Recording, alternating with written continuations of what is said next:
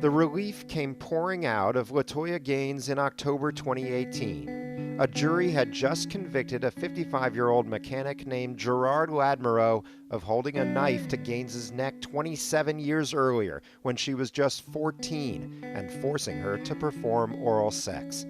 There is justice, and there are people that needed to see that.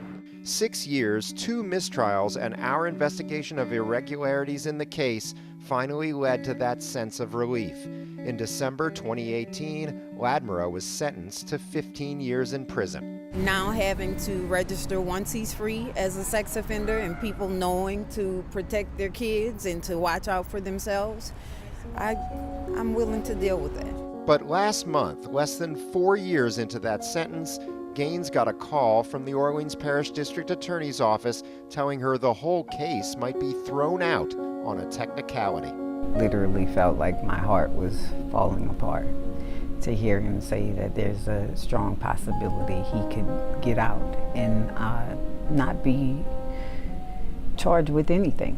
Not have to register with the sex offenders registry, not have to stay away from other people's children, it's just like it never happened. Like it never happened. The technicality that could wipe away the whole case is about timing. Admiral was arrested for aggravated oral sexual battery in 1991, but the charges were dropped in 1992. At that time, Louisiana law gave victims of child sex crimes 10 years after becoming adults to bring charges. Gaines would have to come forward before she turned 28 on July 24, 2005. On June 29, 2005, then-Governor Kathleen Blanco signed a change in the law, giving victims 30 years after turning 18 to come forward. But the law didn't take effect until August 15, 2005.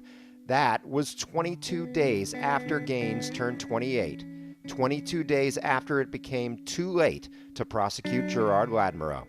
And it just helps one worm or one snake slither on through. It's unbelievable.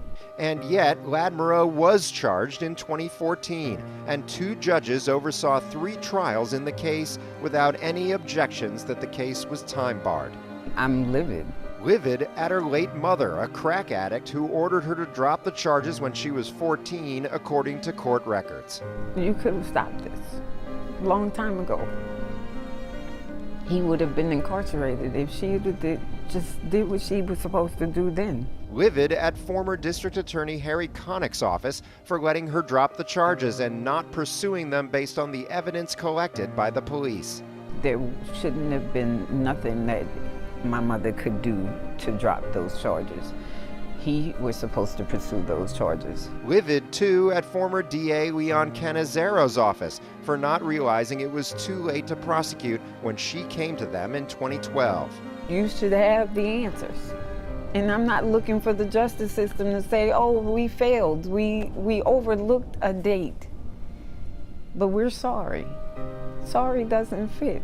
And livid at the state of Louisiana for taking until 2005 to realize that victims of child sex crimes often need more than 10 years of adulthood before long-buried memories are triggered and they come forward. The state of Louisiana failed not only me, they failed a lot of people. Admiral could argue the same thing. He faced 2 mistrials and a conviction. He's been in prison for almost 4 years. Now he's arguing that his defense attorney at all 3 trials, David Belfield, and his appellate attorney, the late Martin Regan, were ineffective for failing to argue the case should be time-barred. Belfield told us he's not perfect and may have missed it, but so did everyone else, including Judge Lori White, who presided over mistrials in 2015 and 2016, and former Judge Kiva Landrum Johnson, who was on the bench when Admiral was convicted in 2018. Belfield said, quote, "We argue about the law, we argue about the facts, but at the end of the day, it's the responsibility of the judge to apply the proper law." It appears that didn't happen in this case, leaving everyone angry on all sides. I wanted the justice system to deal with him.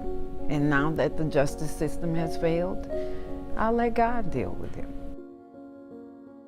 Now, the DA's office declined to comment on a pending case, and so did Admiral's appeal attorneys at the Regan law firm. But the two sides will get to argue the case tomorrow in front of a third judge.